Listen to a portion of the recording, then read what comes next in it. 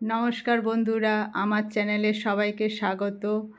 আজকে আমি একটা নাস্তা রেসিপি বানাবো, সেটা হলো ক্রিসপি কর্ন চাট। খেতে দারুণ লাগে, আশা করছি আপনাদের সকলের খুব ভালো লাগবে। তো তার জন্য আমি একটা ভুট্টা নিয়েছি, কাঁচা ভুট্টা। ভুট্টার দানাগুলোকে সব ছাড়িয়ে নিয়েছি। আর লাগবে একটা শসা আর ধনেপাতা।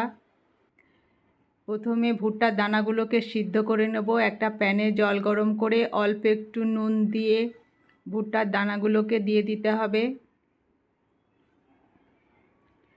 তারপর ওর মধ্যে যখন জোরে ফুটতে শুরু করবে 3-4 মিনিট মতো ফুটিয়ে নিয়ে ওটাকে ছেঁকে নেব। ছেঁকে নেওয়ার পর ভালো করে জলটা ঝরিয়ে দিয়ে ওর মধ্যে 1 চামচ কর্নফ্লাওয়ার আর 1 চামচ ময়দা দিয়ে ভালো করে মিশিয়ে নেব। তারপর এগুলোকে একটু ভালো করে মিশিয়ে নিতে হবে, যাতে ভুট্টার প্রতিটা দানার সাথে এগুলো মিশে যায়।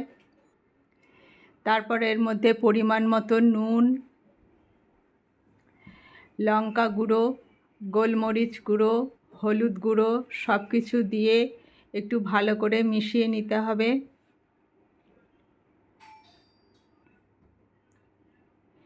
মেশানোর পর এটাকে চেলে নিতে হবে, কারণ যে গুঁড়োগুলো আছে ওগুলোকে একটু বার করে দিতে হবে। তারপর একটা চালনিতে ঢেলে দিয়ে চালনিটা একটু নাড়িয়ে দিলেই পাউডারগুলো নিচে পড়ে যাবে। তারপর কড়াইয়ে রিফাইন তেল গরম করে এগুলোকে ভেজে নেব, ভুট্টার দানাগুলোকে। এই সময় গ্যাসটা মিডিয়ামে রাখতে হবে, বেশি জোরে দিলে ভুট্টার দানাগুলো ফুটতে শুরু করবে। তাই মিডিয়াম গ্যাসে 3-4 মিনিট মতো নেড়ে চেড়ে ভুট্টার দানাগুলোকে সব ভেজে নিলাম।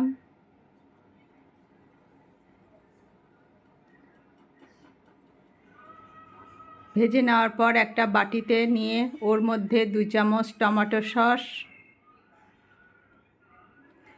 শসা কুচি, পেঁয়াজ কুচি, ধনে পাতা কুচি,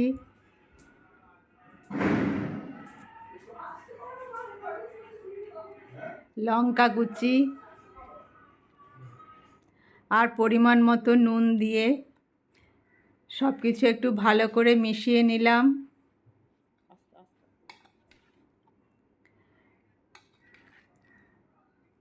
তারপর একটা প্লেটে দিয়ে ওপর থেকে একটু সস ছিটিয়ে দিলেই তৈরি হয়ে গেল আমার ক্রিসপি কর্ন চাট। রেসিপিটা ভালো লাগলে অবশ্যই লাইক কমেন্ট করবেন, আর যারা নতুন বন্ধু আছেন তাদের কাছে অনুরোধ রইল আমার চ্যানেলটি সাবস্ক্রাইব করার জন্য। এইভাবে একবার বানিয়ে দেখবেন, খেতে দারুণ লাগে। আশা করছি আপনাদের সকলের খুব ভালো লাগবে। আজ এখানে শেষ করছি, সবাই ভালো থাকবেন। Bye bye.